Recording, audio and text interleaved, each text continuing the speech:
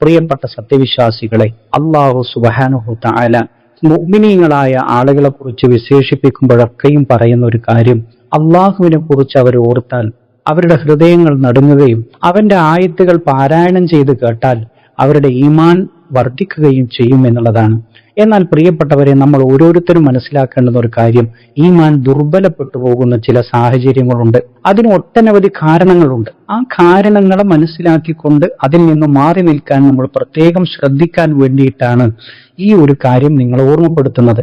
ഈമാൻ ദുർബലപ്പെടുന്ന കാരണങ്ങളിൽ ഒന്നാമത്തെ ഒരു കാര്യം എന്ന് പറയുന്നത് അള്ളാഹുവിനെ കുറിച്ചുള്ള അശ്രദ്ധ, അള്ളാഹുവിനെ കുറിച്ച് ശ്രദ്ധയില്ലാതെ ജീവിക്കുക എന്ന് പറയുന്നതാണ്. അവന്റെ ആയത്തുകളെ കുറിച്ച്, അവന്റെ ദൃഷ്ടാന്തങ്ങളെ കുറിച്ചൊന്നും ഓർമ്മയില്ലാതെ, അല്ലെങ്കിൽ അത് ഓർക്കാൻ മെനക്കെടാതെ ജീവിക്കുക എന്ന് പറയുന്നതാണ് ഈമാൻ ദുർബലപ്പെടുന്നതിന്റെ ഒന്നാമത്തെ ഒരു കാര്യം എന്ന് പറയുന്നത്.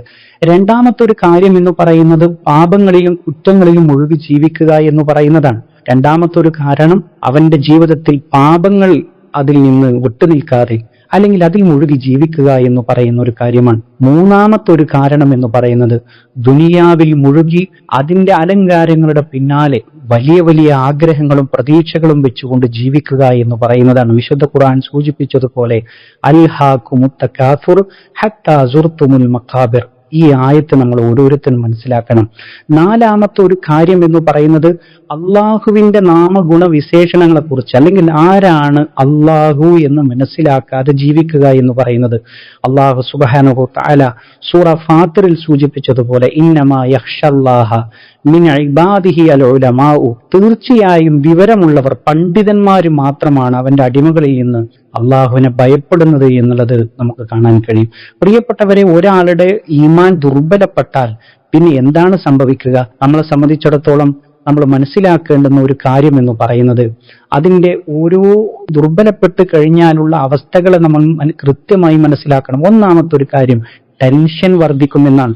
ഏതൊരു കാര്യത്തെ സമീപിക്കുമ്പോഴും അസ്വസ്ഥതകൾ വരും. ഇനി എന്തായിരിക്കും എന്റെ ഭാവി, അല്ലെങ്കിൽ എന്തിലായിരിക്കും അത് സംഭവിക്കുക, എന്തിലായിരിക്കും അത് പര്യവസാനിക്കുക എന്ന ഭാവിയെക്കുറിച്ച് വല്ലാത്ത ഉത്കണ്ഠ ഉണ്ടാകും എന്നുള്ളത് നമ്മൾ മനസ്സിലാക്കേണ്ടുന്ന ഒരു കാര്യമാണ്. രണ്ടാമത്തെ ഒരു കാര്യം എന്ന് പറയുന്ന, ഒരാളുടെ ഈമാൻ ദുർബലപ്പെട്ട് കഴിഞ്ഞാൽ സംഭവിക്കുന്നത് ആരാധനാ കർമ്മങ്ങളിൽ അലസരാവും എന്നുള്ളതാണ്, മടി കാണിക്കും എന്ന് പറയുന്നതാണ്. അതായത് ഒരു നന്മയോടും ഒരു താല്പര്യം ഉണ്ടാവുകയില്ല. അതേപോലെ തന്നെ നന്മകളിലേക്ക് വിളിച്ചാൽ അതിനോടൊരു താല്പര്യം ഉണ്ടാവുകയില്ല.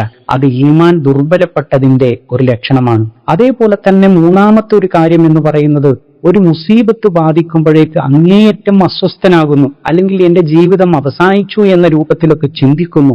ഇങ്ങനെയുള്ള ആളുകളെയും നമുക്ക് കാണാൻ കഴിയും.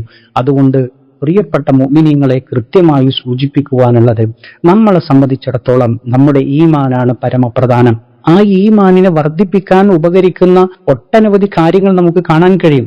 അല്ലാഹു സുബ്ഹാനഹു തആലയെ കുറിച്ചുള്ള പഠനം, അതേപോലെ തന്നെ വിശുദ്ധ ഖുർആനിന്റെ പാരായണം, അതിന്റെ പഠനം, അതേപോലെ തന്നെ സത്യവിശ്വാസികളുമായി ചേർന്നു നിൽക്കൽ, സ്വാലിഹീങ്ങളുമായിട്ടുള്ള സഹവാസം, അതേപോലെ തന്നെ അള്ളാഹുവിനോട് ഇസ്തിഗ്ഫാറിന് ചോദിക്കുക, ചെയ്തു വന്ന പാപങ്ങളിൽ നിന്ന് വിരമിച്ചുകൊണ്ട് റബ്ബിലേക്ക് മടങ്ങുക, അതേപോലെ തന്നെ ഒരുപാട് പ്രാർത്ഥനകൾ നമ്മൾ വർദ്ധിപ്പിക്കുക. ഇങ്ങനെയുള്ള കാര്യങ്ങൾ നമ്മൾ ചെയ്യുക വഴി അള്ളാഹു നമ്മുടെ ഈമാനിനെ വർദ്ധിപ്പിച്ചു തരും എന്നുള്ളതാണ്.